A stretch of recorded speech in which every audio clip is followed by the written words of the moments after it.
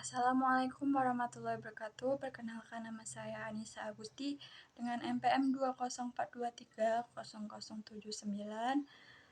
Saya di sini akan memaparkan materi mengenai pembelajaran IPS di SD dengan kurikulum yang relevan, yaitu kurikulum Merdeka. Jadi, pada video kali ini, saya akan mengulas bagaimana ilmu pengetahuan sosial atau IPS diajarkan di tingkat sekolah dasar berdasarkan kurikulum, serta relevansinya dalam membentuk generasi yang berkarakter dan berwawasan luas pada masa globalisasi saat ini.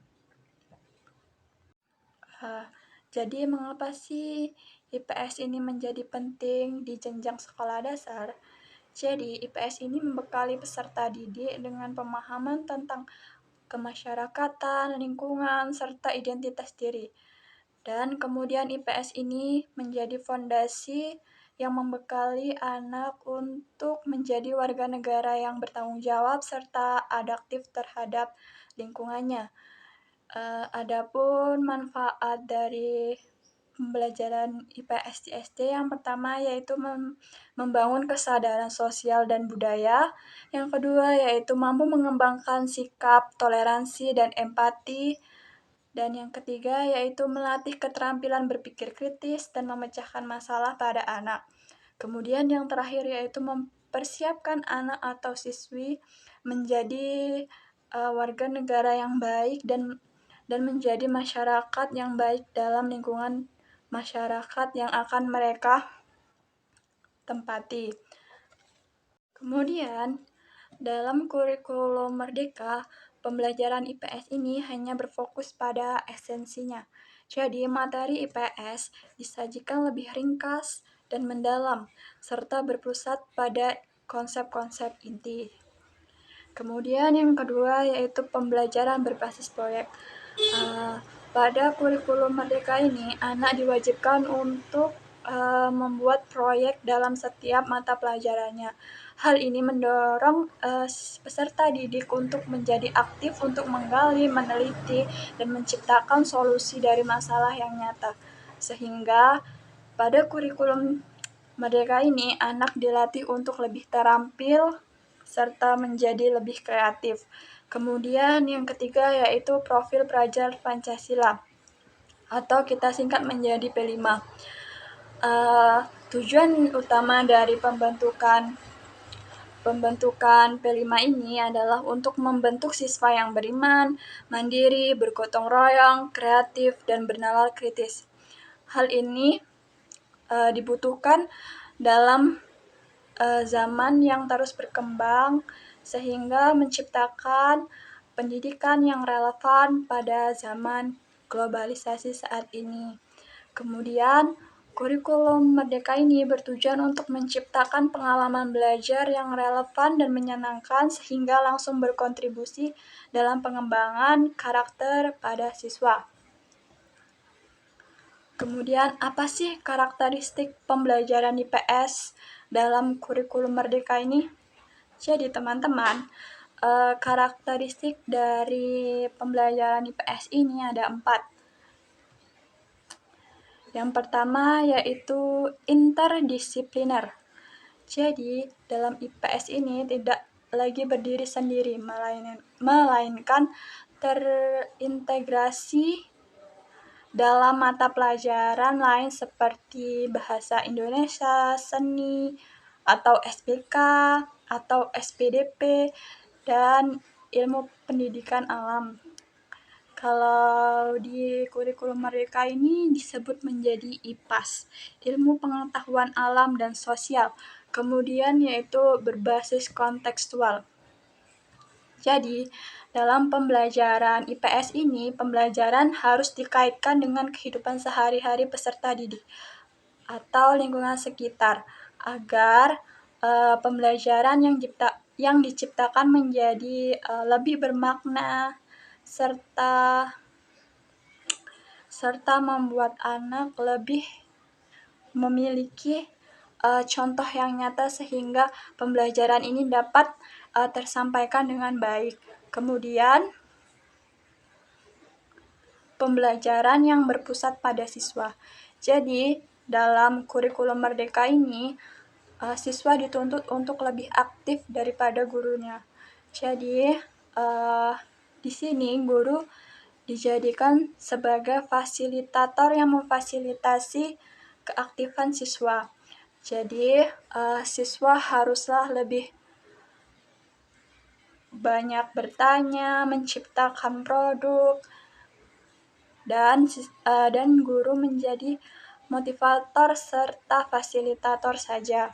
Kemudian yang keempat yaitu diferensiasi. Pendekatan pembelajaran disesuaikan dengan kebutuhan, minat, dan gaya belajar siswa masing-masing. Jadi, sebagai guru di era globalisasi saat ini, kita dituntut agar menyesuaikan pembelajaran dengan kebutuhan siswa, agar siswa lebih memahami mata pelajaran dan mata pelajaran yang disampaikan oleh guru ini menjadi lebih bermakna untuk siswa. Jadi, seperti yang saya katakan tadi, dalam kurikulum Merdeka ini, peran guru hanya sebagai fasilitator dalam proses pembelajaran saja. Jadi, pada kurikulum Merdeka ini, siswa dituntut untuk menjadi aktif dalam proses pembelajaran. Jadi, guru ini harus mengembangkan modul ajar. Guru harus merancang pembelajaran yang inovatif dan sesuai konteks lokal. Jadi, guru harus menjadi lebih kreatif dalam mengembangkan media pembelajaran serta materi pembelajaran dengan menggunakan contoh nyata dalam kehidupan sehari-hari. Kemudian yang kedua yaitu menciptakan lingkungan belajar yang interaktif. Jadi guru harus mengajak siswa untuk berdiskusi, berkolaborasi, dan bereksplorasi, sehingga peserta didik menjadi lebih aktif dan suasana belajar pun menjadi lebih menyenangkan karena kita melakukannya secara bersama-sama. Kemudian guru ini menjadi teladan atau contoh dalam pendidikan, yaitu seperti menunjukkan sikap kritis, reflektif, dan memiliki kepedulian sosial, dan menunjukkan sikap disiplin kepada anak didik. Kemudian yaitu melakukan asesmen atau penilaian pada peserta didik. Penilaian ini dapat dilakukan secara formatif atau non-formatif. Kemudian guru harus menilai sikap anak, tugas, serta lain sebagainya. Kemudian guru ini bukan hanya penyampai materi, tetapi juga seorang desainer pembelajaran yang memfasilitasi penemuan dan pemahaman siswa agar pemahaman siswa ini menjadi sesuai. Kemudian ada pun strategi pembelajaran aktif dan inovatif dalam pembelajaran IPS di SD adalah yang pertama yaitu menggunakan kunjungan lapangan atau pembelajaran di outdoor. Mengamati langsung objek atau peristiwa di lingkungan sekitar untuk pemahaman yang lebih konkret. Jadi seperti yang saya katakan sebelumnya, kita harus menggunakan contoh yang kontekstual atau menggunakan contoh yang nyata sehingga anak memiliki gambaran nyata. Karena anak usia sekolah dasar ini belum bisa memikirkan sesuatu yang abstrak. Jadi kita sebagai guru harus memberikan contoh yang lebih nyata agar anak lebih memahami materi yang diajar. Yang kedua yaitu menggunakan permainan peran atau simulasi.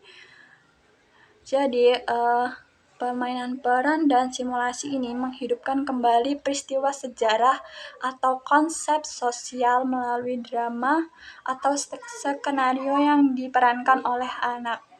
Jadi di sini anak akan lebih memahami peristiwa sejarah tersebut karena dia menggunakan skenario dalam proses pembelajarannya. Kemudian yang kedua yaitu wawancara komunitas. Jadi di sini kita mengajak anak untuk berinteraksi langsung dengan warga sekitar untuk mendapatkan informasi atau perspektif baru sehingga anak dapat membangun pemahamannya sendiri.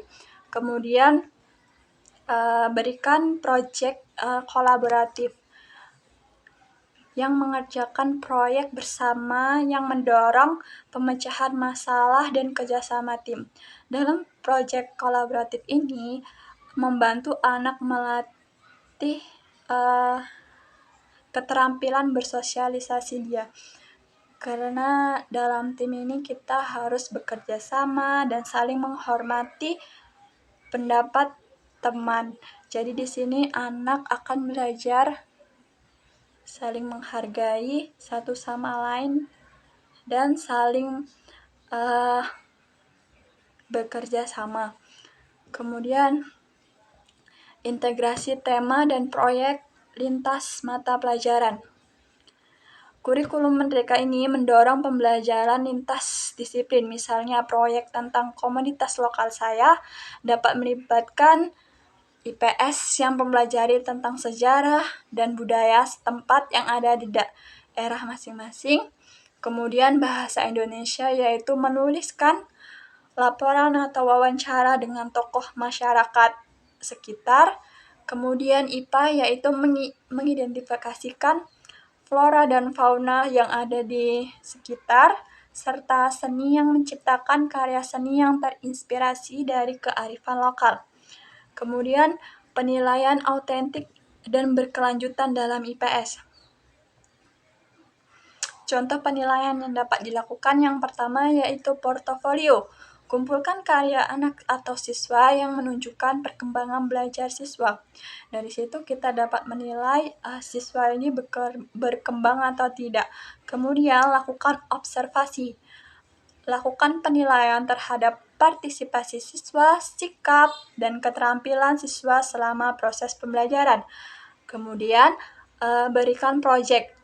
Penilaian terhadap hasil akhir atau proyek serta proses pengerjaannya. Jadi, dalam proyek ini kita harus menilai prosesnya dan jangan menilai hasilnya saja. Kemudian, refleksi diri. Siswa diajak untuk mengevaluasi pemahaman dan pengalamannya sendiri. Ingat, penilaian bukan hanya tentang nilai akhir, tetapi juga sebagai alat untuk memantau kemajuan dan memberikan umpan balik yang membangun agar meningkatkan hasil belajar siswa. Kemudian, apa sih tantangan dan solusi implementasi kurikulum Merdeka? Yang pertama yaitu dari tantangannya. Tantangan yang pertama yaitu keterbatasan sumber daya. Kemudian kurangnya pelatihan guru serta resistensi terhadap perubahan. Kemudian solusi yang harusnya dilakukan yang pertama yaitu pelatihan dan pendampingan guru berkelanjutan. Kemudian kolaborasi antar sekolah serta pemanfaatan teknologi. Namun di zaman yang saat ini banyak sekali tantangan yang harus dilalui oleh seorang guru. Mungkin dari keterbatasan sinyal, keterbatasan dana, dan sebagainya. Meskipun ada tantangannya, komitmen dari semua pihak pemerintah, sekolah, guru, atau orang tua akan menjadi kunci keberhasilan dari implementasi kurikulum ini. Kemudian yang terakhir yaitu kesimpulan dan aksi nyata untuk peningkatan mutu pembelajaran IPS di sekolah dasar. Yang pertama yaitu meningkatkan kompetensi guru. Dalam meningkatkan kompetensi guru ini dapat dilakukan melalui pelatihan atau workshop yang relevan dengan kurikulum Merdeka, sehingga materi yang diberikan guru dapat relevan dengan kehidupan siswa saat ini. Kemudian yang kedua yaitu mengembangkan sumber belajar. Jadi membuat materi ajar yang inovatif dan memanfaatkan teknologi digital seperti menggunakan Canva atau menggunakan quizzes dalam proses pembelajaran dan lain sebagainya. Kemudian melibatkan komunitas, mengajak tokoh masyarakat dan orang tua dalam kegiatan pembelajaran IPS seperti mengundang tokoh masyarakat seperti mengundang polisi atau profesi lainnya untuk memberikan materi langsung kepada anak didik. Kemudian yang keempat yaitu melakukan evaluasi berkelanjutan. Evaluasi ini sangat dibutuhkan dalam proses pembelajaran agar kita mengetahui di mana letak kurangnya proses pembelajaran sehingga kedepannya kita dapat memperbaiki proses pembelajaran agar sesuai dan relevan untuk anak didik kita di sekolah dasar. Sekian materi dari saya akhiri. Wassalamualaikum warahmatullahi wabarakatuh.